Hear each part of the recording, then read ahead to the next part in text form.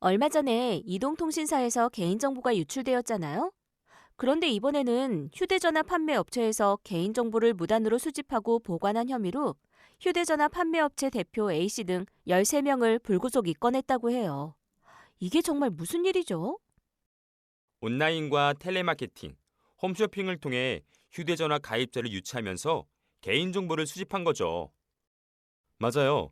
휴대전화 한 대당 5만 원에서 10만 원의 수수료를 받기로 대리점과 계약하고 웹사이트에서 보조금을 내걸고 휴대전화를 팔면서 구입 신청서를 클릭한 고객을 이동통신사 공식 홈페이지가 아닌 별도의 사설 서버로 유도한 거예요. 사설 서버요? 네, 이들은 사설 서버에 저장된 이름, 주민번호, 카드번호, 신분증 등의 정보로 가입 신청서를 대신 작성하고 신분증과 함께 대리점에 전송하는 방식으로 휴대전화를 개통했어요. 그리고 고객들의 개인정보를 그대로 보관했죠. 현행법상 이동통신사가 아닌 판매업체는 개인정보를 보관하거나 관리할 수 없게 되어 있는데 말이죠. 보안이나 관리가 취약한 거 아닌가요? 맞아요. 대부분의 사설 서버 보안이 취약했고 가입 신청서 원본도 직원 책상에 그대로 내버려두는 등 관리가 소홀했다고 보고 있어요. 이렇게 개인정보를 불법적으로 수집하고 보관하면 언제고 유출될 수도 있는 문제 아닌가요? 정말 큰일이네요. 그래서 우리의 스터디가 중요한 것 아니겠어요? 맞아요. 오늘도 열심히 배워야겠어요.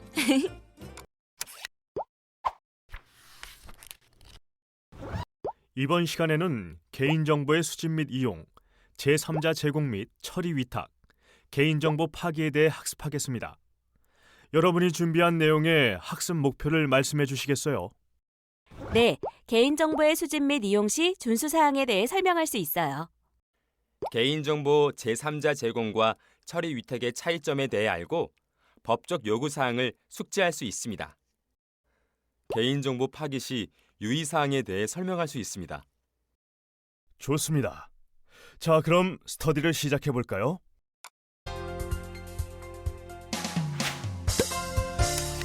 개인정보의 수집 및 이용에 대해 저와 함께 살펴보도록 해요. 이번 시간에는 개인정보의 라이프 사이클에 대해 살펴볼 텐데요. 개인정보 라이프 사이클이라면 개인정보의 주기를 말하는 것 같은데요? 네, 맞아요. 개인정보 라이프 사이클이란 개인정보를 수집하고 이용 또는 제공 위탁한 후 파기하는 등 개인정보를 처리하는 모든 행위를 일컫는 개인정보의 생명 주기를 말해요. 조직 내에 존재하는 방대한 양의 개인정보를 관리하고 통제하기 위해서는 개인정보의 현황을 파악하는 것이 매우 중요하다고 할 수 있죠. 따라서 개인정보 라이프 사이클을 이해한다면 개인정보 보호에 효율적으로 적용할 수 있답니다. 이러한 개인정보 라이프 사이클에 대해 구체적으로 설명해 주실 거죠? 물론입니다. 개인정보의 수집 및 이용 단계는 최소한의 개인정보만 수집이 가능하며 개인정보 수집 이용에 동의를 받아야 하고 제3자 제공 및 위탁 단계에서도 개인정보 제공에 대한 동의를 얻어야 해요. 또한 개인정보 처리 위탁 시 공개해야 해요.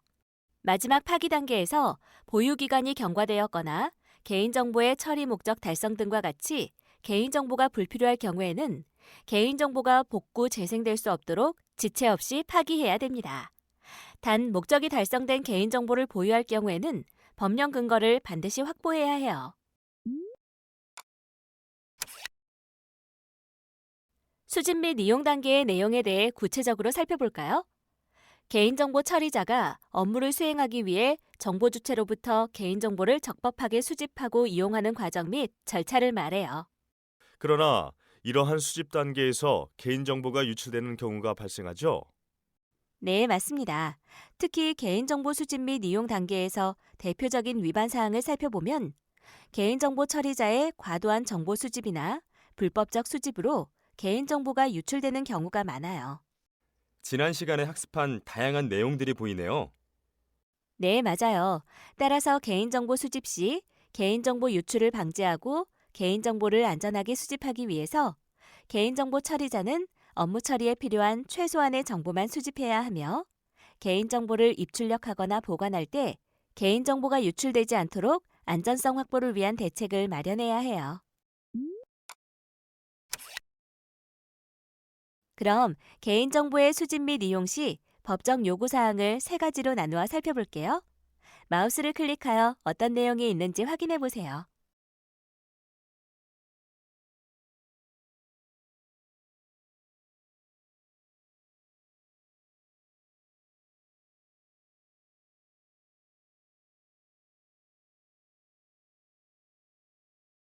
그럼 각각의 내용에 대해 구체적인 예시를 살펴볼까요?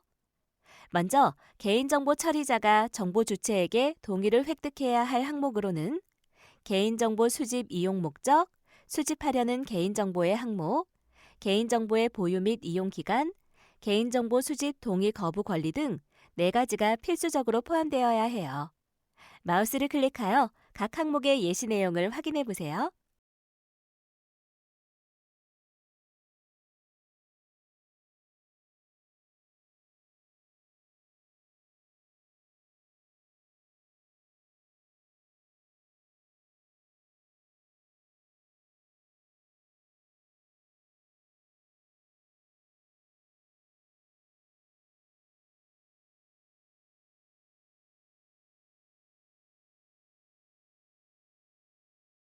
개인정보 처리에 따른 동의 획득 시에는 수집 및 이용 동의 항목, 민감정보 처리의 동의 항목, 고유 식별정보 처리 항목, 개인정보 제3자 제공 항목 각각의 동의사항을 구분하여 동의를 받아야 해요.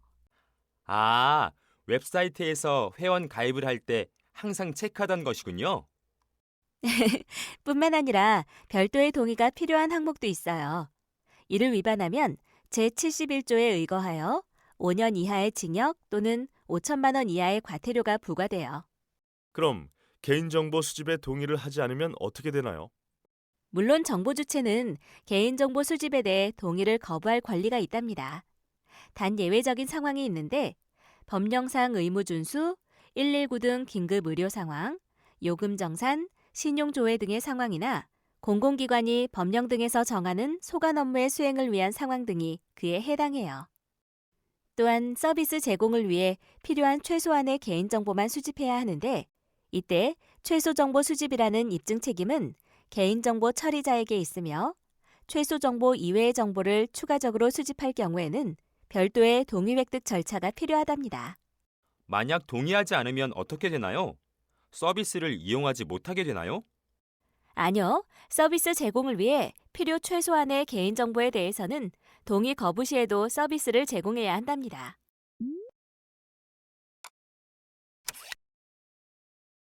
민감정보나 고유 식별정보의 수집에 대해서는 원칙적으로 금지하고 있으나 업무상 수집이 불가피할 경우에는 별도의 동의 절차가 필요해요. 민감 정보는 구체적으로 어떤 것을 말하나요?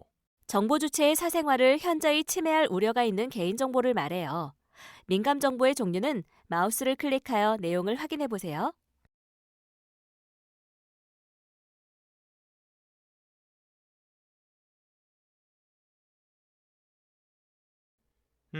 민감 정보가 필요한 경우가 있을까요? 선뜻 이해가 가질 않네요. 예를 들어볼까요? 이러한 경우는 민감정보 수집의 잘못된 사례에 해당된답니다. 아, 이처럼 민감정보의 수집을 위반했을 경우 제71조에 따라 5년 이하의 징역 또는 5천만 원 이하의 벌금에 처해질 수 있죠. 그리고 주민등록번호나 여권번호, 운전면허번호, 외국인 등록번호와 같이 개인을 고유하게 구별하기 위하여 부여된 고유 식별 정보의 수집 역시 원칙적으로 금지되어 있습니다. 고유 식별 정보 중 주민등록번호는 2014년 8월 7일부터 법령에 근거 없는 경우 수집이 금지되었고 아이핀과 마이핀, 생년월일, 공인인증서 등과 같은 대체 수단을 마련하는 등 안전성을 확보해야 해요. 그 외 고유 식별 정보가 필요한 경우 별도의 동의를 받아 수집해야 합니다. 이를 위반한 경우는 어떻게 되죠? 네, 주민등록번호의 수집 및 처리 제한을 위반할 경우 제75조에 따라 3천만 원 이하의 과태료가 부과되며 주민등록번호를 제외한 고유식별 정보를 무단으로 수집하는 경우에는 제71조에 따라 5년 이하의 징역 또는 5천만 원 이하의 벌금에 처해질 수 있습니다. 그렇다면 만 14세 미만 아동의 개인정보 수집은 어떻게 이루어질까요? 네, 만 14세 미만 아동의 경우 개인정보의 중요성이나 위험성에 대한 인식이 현저히 부족하고 정보 수집 목적의 진위를 파악하는 능력이 부족하기 때문에 무분별한 개인정보 수집을 방지하기 위해 법정 대리인의 동의를 받도록 해야 합니다. 만 14세 미만 아동의 일반적인 회원가입 절차를 보면 먼저 아동 본인의 수집에 대해 동의를 얻고 아동의 정보로부터 법정 대리인의 성명, 연락처 등 법정 대리인의 동의를 받기 위해 최소한의 정보를 수집해요. 이를 위반하면 제75조 제1항에 의거하여 5천만 원 이하의 과태료가 부과된답니다. 그리하여 온라인에서는 신용카드나 휴대폰, 공인인증서, 오프라인에서는 우편, 팩스, 이메일 등으로 법정 대리인의 인증을 거치고 나면 회원 가입이 완료되죠. 이러한 법정 대리인의 동의를 거쳐 아동의 정보를 처리하게 된답니다. 추가로 아동으로부터 수집한 법정 대리인의 개인정보는 동의를 얻기 위한 용도로만 사용해야 하고 동의 거부, 동의 여부가 확인되지 않을 경우 수집일로부터 5일 이내 파기해야 한답니다. 그럼 이러한 개인정보 수집 및 이용의 위반 사례를 한번 살펴볼까요? PC는 통신사업자에게 가입 후 부가 서비스 A 서비스를 가입하면서 개인정보를 제공했어요. 이후 결합상품인 B 서비스에 가입하였지만 별도의 개인정보 수집 및 이용에는 동의하지 않았죠. 그런데 PC가 B 서비스에 대한 요금을 미납하자 통신사업자는 A 서비스 가입 시 수집한 정보를 징수 업무를 위탁받은 업체에 제공했고 위탁업체는 PC에게 요금 징수를 위한 문자 및 우편물을 지속적으로 발송했어요. 이런, 이는 통신사업자가 개인정보 수집 및 이용을 위반한 사례로 볼 수 있답니다. 이것으로 개인정보 수집 및 이용에 대한 발표를 마치겠습니다. 아주 좋습니다. 모두 박계인 사원의 발표를 잘 들었죠? 그럼 계속해서 개인정보의 제3자 제공 및 처리 위탁에 대해 알아볼까요?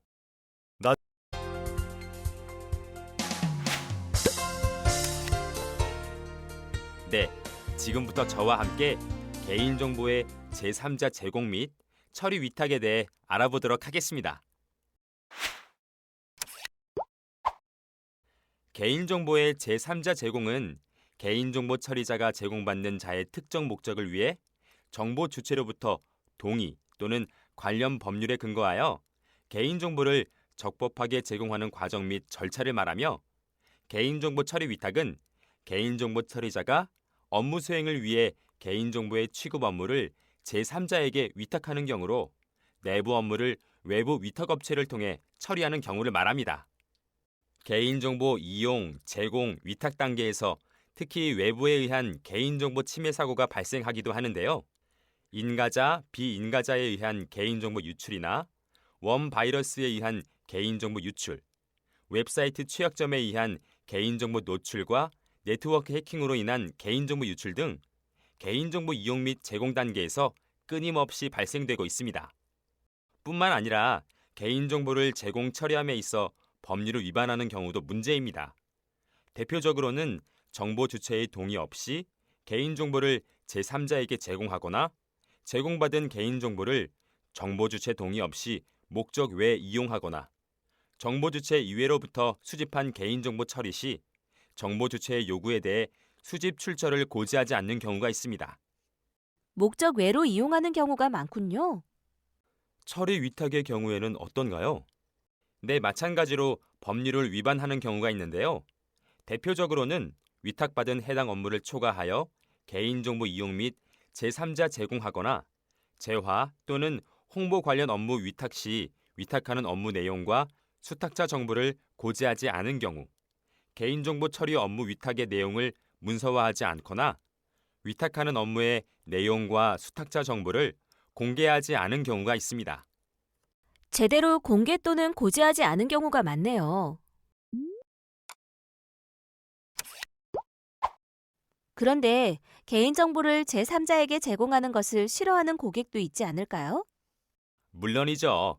따라서 정보 주체의 동의가 필요합니다. 개인정보를 제공받는 자가 누구인지, 제공받은 자의 개인정보 이용 목적은 무엇인지, 제공되는 개인정보의 항목은 무엇이 있는지, 제공받은 자의 개인정보 보유 및 이용 기간은 얼마나 되는지에 대해 정보 주체가 확인하고 필요에 따라 동의하거나 거부할 수 있죠. 이때 개인정보를 제3자에게 제공하는 자는 동의 거부 시 발생하게 되는 불이익 사실을 고지해야 합니다. 물론 동의하지 않아도 정보 주체와의 계약 체결 등을 위하여 정보 주체의 동의 없이 처리할 수 있는 일반적인 서비스는 제공받을 수 있습니다. 또한 이러한 개인정보를 수집 목적 외로 이용하거나 제3자에게 제공하는 것은 금지하지만 불가피하게 목적 외로 이용하거나 제공해야 할 경우에는 제공 사항에 대한 별도의 동의를 획득해야 합니다. 또한 개인정보 처리 업무 위탁의 경우에는 개인정보 처리자인 위탁자와 업무를 위탁받은 기관인 수탁자의 책무가 요구됩니다. 먼저 위탁자는 위탁 시 개인정보 보호 의무사항을 문서화해야 합니다. 어떤 의무사항이 있을까요? 위탁 업무 수행 목적 외 개인정보의 처리 금지에 관한 사항, 개인정보의 기술적, 관리적 보호 조치에 관한 사항, 위탁 업무의 목적 및 범위, 재위탁 제한에 관한 사항, 개인정보에 대한 접근 제한 등 안전성 확보 조치에 관한 사항, 개인정보의 관리, 현황, 점검 등 감독에 관한 사항, 손해배상 등 책임에 관한 사항 등이 있습니다. 또한 위탁 업무 내용 및 수탁자를 공개해야 하며 홍보 또는 판매 권유 업무를 위탁하는 경우에는 정보 주체에게 개별적으로 통지해야 합니다. 또한 수탁자에 대한 개인정보 보호 교육 및 관리 감독에도 신경 써야 합니다. 수탁자에게는 어떤 교육을 하면 될까요? 개인정보 처리 현황 및 실태, 목적 외 이용 및 제공, 재위탁 여부, 안정성 확보 조치 여부 등을 교육하면 됩니다. 마지막으로 수탁자의 불법 행위로 인한 손해배상 문제가 발생했을 경우 수탁자는 위탁자의 소속 직원으로 간주되어 책임을 져야 합니다. 수탁자는 개인정보를 안전하게 보호하기 위해 개인정보 처리자의 개인정보 보호 의무 규정을 준용해야 합니다. 또한 수탁 업무 목적 외의 개인정보 이용 및 제공은 금지되어야 합니다. 이러한 내용을 위반했을 경우에는 제71조에 따라 5년 이하의 징역 또는 5천만 원 이하의 벌금에 처해질 수 있습니다.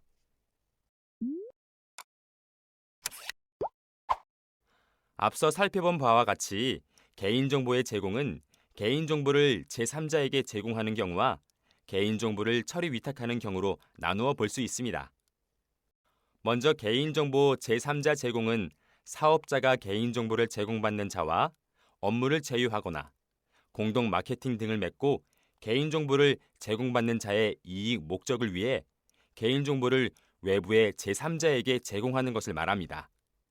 이때 개인정보는 개인정보를 제공받는 자의 관리 범위에 속하게 되죠. 백화점과 신용카드사가 업무 제휴를 맺고 백화점이 고객 개인정보를 신용카드사에 제공하는 경우를 예로 들 수 있는데 신용카드사는 개인정보를 제공받는 자가 되어 자사의 제휴카드 발급 마케팅에 백화점의 고객 정보를 이용하게 되는 거죠. 아, 그래서 가입한 적도 없는 신용카드사에서 자꾸 카드 가입 권유 문자를 보내오는 것이었군요. 네, 그리고 개인정보 처리 위탁은 사업자의 이익 목적을 위해 외부의 제3자에게 취급 업무를 위탁하는 것을 말하는데 이때 사업자가 관리하는 이용자 개인정보의 수집, 보관, 처리, 이용, 제공, 관리, 파기 등의 업무까지 함께 위탁하는 것을 말합니다. 이런 경우에는 개인정보의 관리 범위가 누구에게 있는 것인가요? 처리 위탁을 받는 자가 개인정보를 운영하지만 사업자의 관리 범위에 속하게 됩니다. 예를 들면 백화점이 콜센터 업체와 위탁 계약을 맺고 백화점의 고객 개인정보를 콜센터 업체에서 관리, 운영하는 경우가 있을 수 있습니다. 즉, 콜센터 업체는 백화점의 고객 상담 업무에 백화점의 고객 정보를 이용하는 것이죠. 마우스를 클릭하면 개인정보의 제3자 제공과 처리 위탁의 자세한 내용을 확인할 수 있습니다.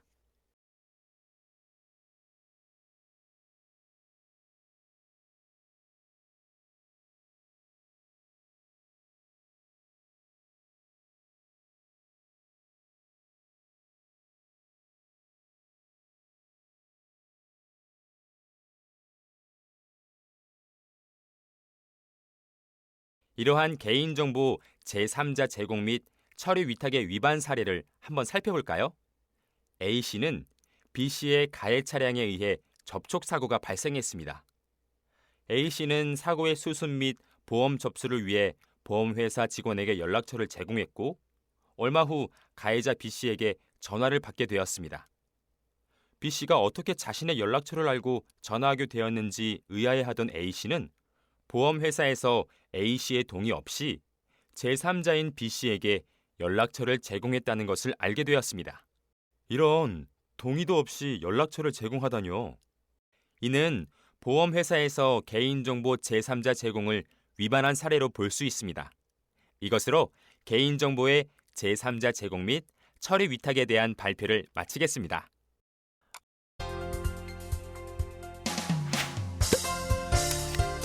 네, 그럼 지금부터 개인정보 파기에 대해 저와 함께 살펴보시죠. 앞서 개인정보를 수집 및 이용하고 제공, 위탁 단계까지 살펴보았고 이제 마지막으로 파기 단계입니다. 이는 개인정보의 보존 기간 경과 및 수집, 이용 목적이 달성된 경우 개인정보 처리자가 수집한 개인정보를 관련 법률에 근거하여 안전하게 파기하는 방법을 말합니다. 개인정보 파기 단계에서 대표적인 법률 위반 사항을 살펴보면 개인정보의 수집, 이용 목적이 달성된 후 제때 파기하지 않는 경우와 파기 조건 미달성 정보에 대한 관리가 부주의한 경우가 있습니다. 파기 단계에서는 앞서 단계인 수집이나 이용, 관리 등의 영향을 받네요.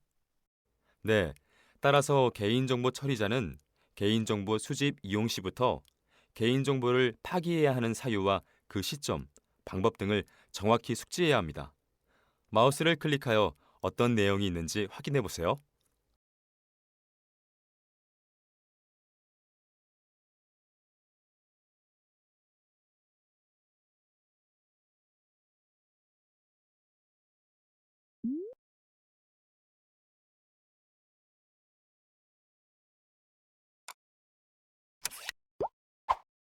그렇다면 개인정보는 어떨 경우에 파기해야 하나요? 수집 및 목적이 달성되었을 경우 개인정보에 대해 지체 없이 해당 개인정보를 파기해야 합니다.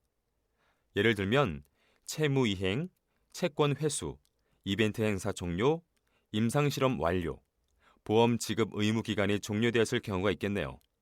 또한 개인정보 처리자가 정보 주체에게 당초 고지하고 동의를 받았던 보유기관이 경과된 경우에는 정당한 사유 없는 한 보유기간의 종료일로부터 5일 이내 파기해야 합니다.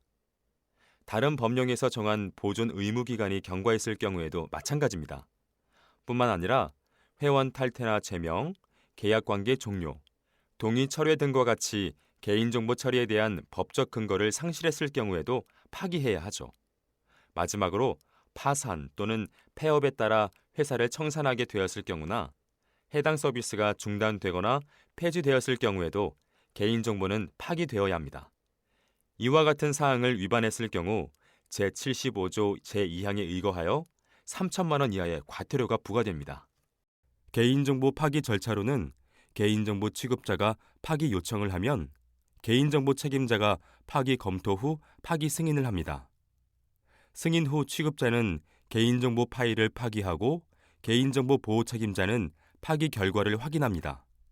그리고 개인정보 처리자는 개인정보 파기에 관한 사항을 기록 관리해야 합니다.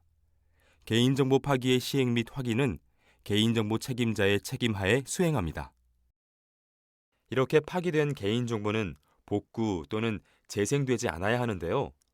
개인정보 처리자는 개인정보를 파기할 경우 기록물, 인쇄물, 서면 등의 기록 매체로 출력된 문서는 문서 파쇄기를 통한 파쇄 및 소각, 용해 등의 방법으로 파기해야 하며 전자적 파일 형태의 개인정보는 삭제 또는 데이터가 복원되지 않도록 조치하여 영구 삭제해야 합니다. 다만 다른 법령에 따라 보존하는 경우에는 다른 정보와 분리하여 저장, 관리해야 합니다. 한 가지 궁금한 점이 있는데요. 보험 계약이나 연금 계약의 경우에는 납입 기간이 만료된 때를 개인정보의 파기 시점으로 보면 되나요? 아닙니다. 이러한 보험이나 연금의 경우에는 보험금 지급 의무가 만료된 때를 개인정보가 불필요한 시점으로 보기 때문에 사망보험의 경우에는 사망 시까지도 개인정보의 보존이 가능합니다. 또한 톨게이트의 통행 기록은 요금 정산이 끝나면 즉시 파기됩니다. 범죄 수사 등을 이유로 이 같은 기록들을 일정 기간 보존하는 것은 허용하지 않는답니다. 이러한 개인정보 파기의 위반 사례를 한번 살펴볼까요? A씨는 2013년 1월 가입한 홈페이지에서 회원 탈퇴를 했습니다. 그러나 탈퇴 한 달 후 해당 홈페이지로부터 광고성 이메일을 수신하게 되었죠. 이는 광고성 메일 발송 대상 회원 DB에 A씨의 정보가 삭제되지 않아 광고 메일이 발송된 위반 사례로 볼 수 있습니다. 홈페이지에서 탈퇴한 후에 개인정보가 삭제되었는지 확인해 볼 필요가 있겠네요. 네, 그럼 이것으로 개인정보 파기 단계에 대한 발표를 마치겠습니다. 모두 수고하셨습니다. 아주 준비를 잘 하셨군요. 자, 그렇다면 이번 시간에 학습한 내용의 주요 용어에 대해 살펴볼까요? 먼저 사전적 의미를 보고 알맞은 용어를 유추해 드래그해 보세요.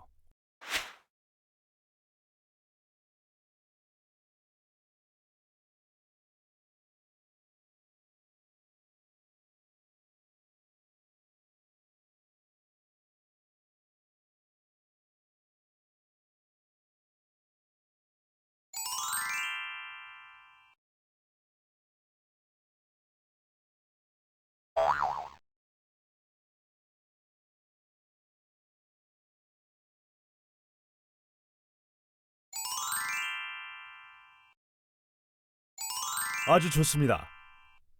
그럼 이번 시간에 학습한 내용의 주요 용어에 대해 살펴보시죠.